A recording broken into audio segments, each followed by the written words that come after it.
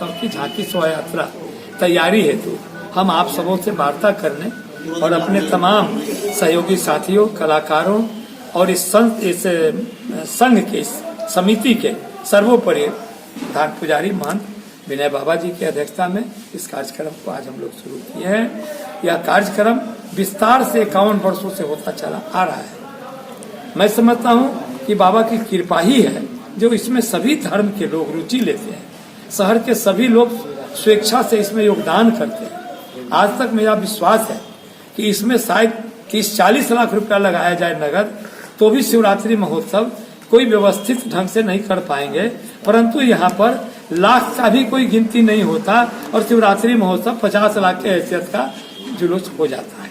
और ये सब लोगों के हाथों हाथ सहयोग से लगा, जैसा कि अभी आपने देखा ही कि अखबार का काम, पत्रकार का काम आप लोग करते हैं, तो यहाँ कमर्शियल काम जितना भी होता है, फार्म, बैनर, पोस्टर, वो हमारे लड्डू बाबू पत्रालय वाले हैं जिनका नाम रतन कुमार गुप्ता जी है। हमें रंग पेंट की आवश्यकता होती है तो रामा हार्डवेयर से कुणाल जी है। हमें कपड़ा की जरूरत पड़ती है तो राकेश जी है, पवन बंका जी है। हमें आर्थिक सहयोग की जरूरत पड़ती है तो श्याम जी अकेले संभाल लेते हैं और सूरज पोदार भैया थे वो संभाल लेते थे। तो हमने आज तक देखा है, विजय जी हैं, प्रेम विजयराजका जी हैं, प्रेम मोदी हैं, ये सारे लोग जितने लोग हैं, केपी पप्पू है गोला रोड से, ये सारे लोग जितने यहाँ बैठे हैं, हरिओम जी हैं, लड्डू जी हैं, ये सारे लोगों का योगदान तन मन धन से समर्पित रूप से होता है। लोग नाहक ही कहते हैं कि शिवरात्रि मेला हम करते हैं, ये किसी का दम नहीं है जो कोई करेगा।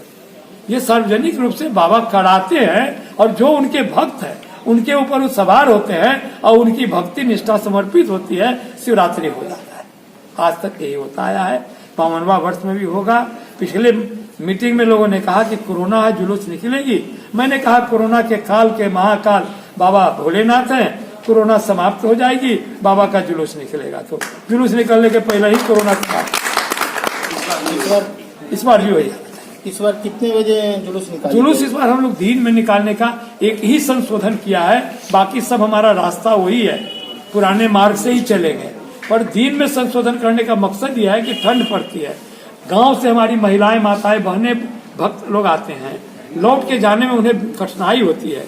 रात्रि विश्राम का यहाँ कोई अब धर्मशाला नहीं बचा, सारे धर्मशाला व्यवसायिक केंद्र हो गए। तो हम लोगों ने विचार किया सबों के राय से, परामर्श से, कि दिन में 11 बजे निकालेंगे, 4 बजे शाम की वापसी हो जाएगी, तो कहीं कोई परेशानी नहीं होगी। जो लोग आएंगे फिर वापस चले जाएंगे। इसलिए समय का संशोधन किया गया है, जो दिन में 11 बजे निकाली जाएगी और 4 बजे शाम को वापस हो जाएगी। और कोई विशेष बात इसमें कितने रूपों में इस बार निकाली जाएगी? देखिए, ये रूप के बारे में आपने पूछा, मैं आपको धन्यवाद दूं कि हम लोग के बस की बात नहीं है। रूप, लीला और धाम बाबा अपने हाथ में रखते हैं।